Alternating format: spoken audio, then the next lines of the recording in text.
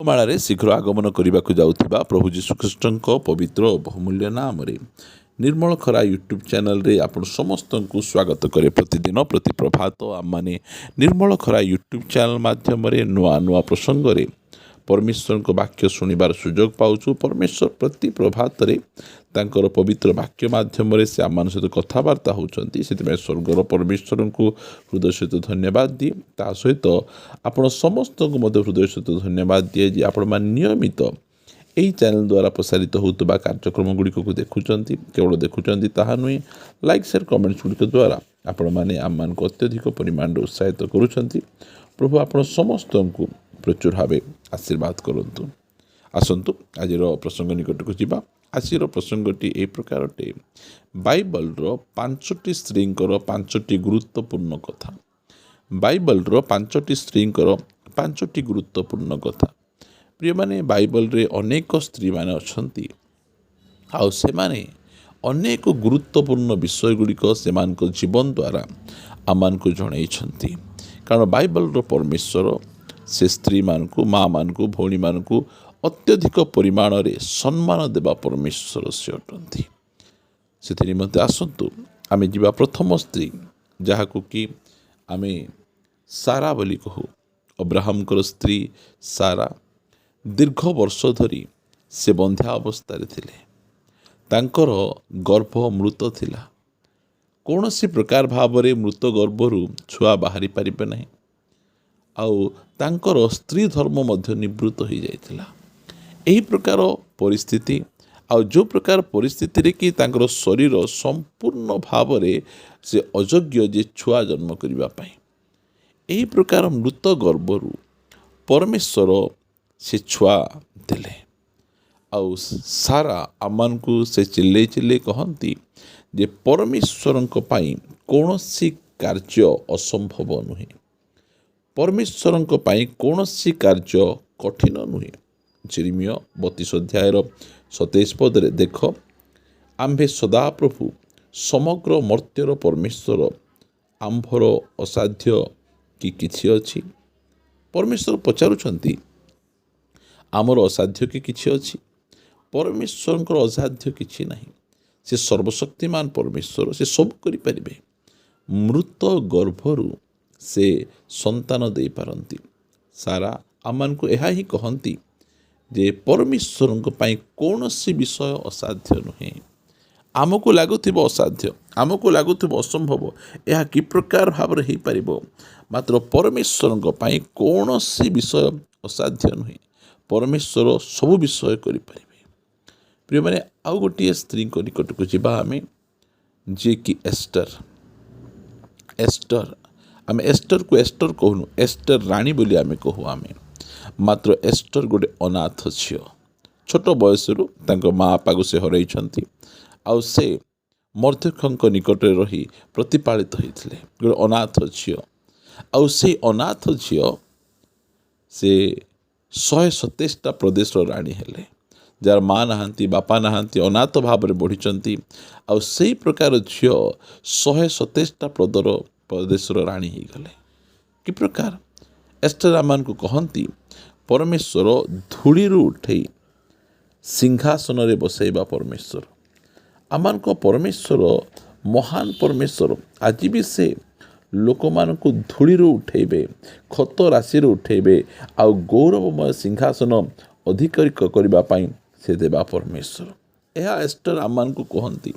ଆଜି ମଧ୍ୟ ଆପଣ ଯେକୌଣସି ପ୍ରକାର ପରିସ୍ଥିତି ମଧ୍ୟରେ ଅଛନ୍ତି, ଯେତେ ବଡ଼ ଗାତରେ ଅଛନ୍ତି, ଯେତେ ଦୌଲା କାଦରେ ଅଛନ୍ତି, ଆପଣଙ୍କର ପରମେଶ୍ୱର ଆପଣଙ୍କୁ ଉଠେଇବା ପାଇଁ ସମ୍ପୂର୍ଣ୍ଣ ଭାବରେ ସମର୍ଥ ଅଟନ୍ତି। ସେ ଆପଣଙ୍କୁ ମଧ୍ୟ ଉଠେଇ ଏଷ୍ଟରଙ୍କ ପରି ଆପଣଙ୍କୁ ମଧ୍ୟ ଉଚ୍ଚ ସ୍ଥାନକୁ ନେଇଯାଇପାରିବେ। କାରଣ ଏଷ୍ଟର ଏହା ଆମମାନଙ୍କୁ କହନ୍ତି।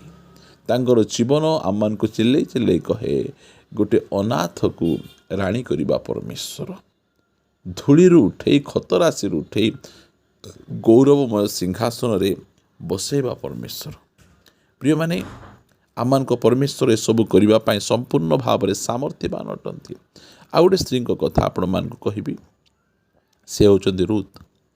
ରୁଥ୍ଙ୍କ ବିଷୟରେ ଆମେ ସମସ୍ତେ ଜାଣୁ। ସେ ଗୋଟେ ମୋଆବ ଦେଶୀୟ ସ୍ତ୍ରୀ ଲୋକ। जो मयाब देश उपरे बा मयाब वंश मयाब जाति व्यभिचार जात आउ अभिशप्त अटे गोटे अभिशप्त जातिर स्त्री लोक को परमेश्वर जीशु ख्रीष्टंकर वंशावली मध्य धरी पळाई आसुछन्ति। प्रिय माने परमेश्वर कि प्रकार अद्भुत भाव से काम करिबा परमेश्वर से यही प्रकार भाव जड़े नष्ट आउ भ्रष्ट अभिषिक्त यही प्रकार गोटे परिस्थिति मध्यरु गोटे स्त्री लोक को से बाहर करी जीशु ख्रीष्टंकर वंशावली मध्यरे से आनिबा पाए सामर्थ्यवान अटंती। आज मध्य आपणकर पृष्ठभूमि जो प्रकार थिले मध्य सही पृष्ठभूमि परमेश्वर आपण को उद्धार करी आपण को गोटे गौरवमय भविष्य देवा पाई से आज मध्य संपूर्ण भाव संभव अटंती। प्रिय माने आपण मानकु चतुर्थ स्त्री लोकंक विषय मु कहिबा पाई चाहे जहाँ को कि आमे हान्ना बोली कहू। प्रार्थनार शक्ति हान्नांक पाखक जिबा तो हान्ना मानकु जनांती जे आमर प्रार्थना रे आमर लुहरे कि प्रकार शक्ति अच्छी जदि आमे एकला आमे प्रार्थना करिबु प्रभुंक निकट को जीवु निज हृदय को जल परि आमे ढाली देबु आज मध्य परमेश्वर आमर अपमान को दूर करिवे। आज मध्य परमेश्वर अद्भुत भाव आम जीवन रे काम करि परिबे। हान्ना कि प्रकार भाव निर्यातित अवस्था से थिले तांकर सौतुणी तांकर स्वामी कौन सी व्यक्ति तांकर दुख दूर करि पारु नथिले मात्र से आंठेले से प्रार्थना कले से प्रभुंक निकट को गले निज को हृदय को जल पर ढाली देले आउ परमेश्वर अद्भुत भाव हान्नांकर प्रार्थना शुणी हान्ना को बहुत आशीर्वाद गोटे पुओ सामुएल प्रदान कले। प्रिय माने हान्ना आमान को कहती जे आमମାନଙ୍କର समस्यार समाधान आम आंठुरे अच्छी आमे जदि प्रार्थना करिबा ताहले परमेश्वर अद्भुत भाव से आमर प्रार्थनार उत्तर देवे। तृतीय स्त्री जे कि जीशु ख्रीष्ट को यही धरापृष्ठ को आनिबा पाई से मध्यस्थता काम कले निजर गर्भ को निजर जीवन को से देदेले। मरियम मरियम यह आमान को चिल्ले चिल्ले कहती जे परमेश्वर को दृष्टि रे कौन सी व्यक्ति लुकायत भावे नहांती। मरियम गोटे नाजरित परी गोटे कदर्य स्थान रे से रहुथिले। नाजरित गोटे भल स्थान नथिला से नाजरित परी गोटे स्थान रे मरियम परी गोटे आत्मिक झियो रहुथिले आउ स्वर्गर परमेश्वर सही झियो प्रति तांकर दृष्टि थिला। आज मध्य आपण जेकोसी स्थान रे अछंती गोटे अनपपुलार स्थान रे गोटे अपमानित स्थान रे अछंती जदि आपणकर हृदय प्रभुंक प्रति सिद्ध अटे ताहले परमेश्वर आपणक सपक्ष रे बलवान निजको देखै पारिबे। केते बड़ गौरव परमेश्वर मरियम को देले जे प्रभु जीशु ख्रीष्टंकर माता हेबार सौभाग्य प्रदान कले।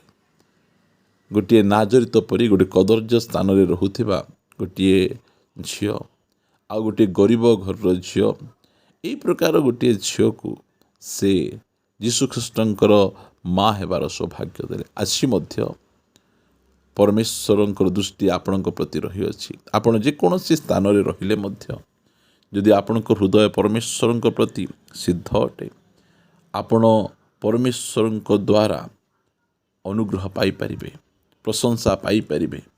प्रिय माने ये पांचटी स्त्री आमको पांचटी गुरुत्वपूर्ण अद्भुत कथा गुड़िक आम कहते से जीवन शैली चिल्ले चिल्ले आम कहे जे परमेश्वर कौन सी विषय कठिन नुहे। परमेश्वर धूली उठे गौरवमय सिंहासन में बसई पारे। परमेश्वर आम मानकर गोटे कदर्य अतीतरू गोटे गौरवमय से भविष्य से आम को दे पारे। ଆମମାନଙ୍କର ସମସ୍ୟାର ସମାଧାନ ଆଣ୍ଠୁରେ ଅଛି। ହାନ୍ନା ଆମମାନଙ୍କୁ ଜଣାନ୍ତି ନାଜରିତ ପରି ଗୋଟେ କଦର୍ଯ୍ୟ ସ୍ଥାନରେ ଥିଲେ ମଧ୍ୟ ପରମେଶ୍ୱର ସେହି ସ୍ଥାନରୁ ଆମକୁ ଉଠେଇ ଆମକୁ ଗୌରବ ଦେବା ପାଇଁ ସାମର୍ଥ୍ୟବାନ ଅଟନ୍ତି। ଆସନ୍ତୁ ପ୍ରାର୍ଥନା କରିବା। ପିତା, ଆମେ ତୁମକୁ ଧନ୍ୟବାଦ ଦେଉଛୁ ଯେ ତୁମେ ପ୍ରତି ସମୟରେ ଆପଣ ପବିତ୍ର ବାକ୍ୟ ଦ୍ୱାରା ଆମମାନଙ୍କ ସହିତ କଥାବାର୍ତ୍ତା ହେଉଛ। ସେଥିପାଇଁ ମୁଁ ତୁମକୁ ଧନ୍ୟବାଦ ଦିଏ। ତୁମର ବାକ୍ୟ ପାଇଁ ଧନ୍ୟବାଦ ଦିଏ, ତୁମ ଆତ୍ମାଙ୍କ ପାଇଁ ଧନ୍ୟବାଦ ଦିଏ। ସବୁ ସମୟରେ ସବୁ ପରିସ୍ଥିତିରେ ଆମ ସହିତ କଥାବାର୍ତ୍ତା ହେଇଛ, ଆଜି ଆମକୁ ଉତ୍ସାହିତ କରିଛ। ଆମର ପ୍ରତ୍ୟେକଙ୍କୁ ତୁମେ ଆଶୀର୍ବାଦ କର ପ୍ରଭୁ। ଭାଙ୍ଗି ପଡ଼ିଥିବା ଲୋକମାନଙ୍କୁ ତୁମେ ଉଠେଇ ତୁମେ ଗୌରବ ପାଅ ପ୍ରଭୁ। ପ୍ରାର୍ଥନା ଶୁଣିଛ, ଧନ୍ୟବାଦ। ପ୍ରାର୍ଥନା ପ୍ରିୟ ପ୍ରଭୁ ଯୀଶୁଙ୍କ ନାମରେ ମାଗୁଛୁ, ଆମେନ୍ ଆମେନ୍। ପ୍ରେଜ୍ ଦ ଲର୍ଡ। ପ୍ରଭୁ ଆମ ସମସ୍ତଙ୍କୁ ପ୍ରଚୁର ଭାବେ ଆଶୀର୍ବାଦ କରନ୍ତୁ। ପ୍ରଭୁ ଅନୁଗ୍ରହ କଲେ ଆସନ୍ତା ଅଧ୍ୟାୟରେ ଗୋଟେ ନୂଆ ପ୍ରସଙ୍ଗରେ ପରସ୍ପର ସହିତ ସାକ୍ଷାତ କରିବା ରହିବା। ସମସ୍ତଙ୍କୁ ନମସ୍କାର। Praise the Lord. God bless you.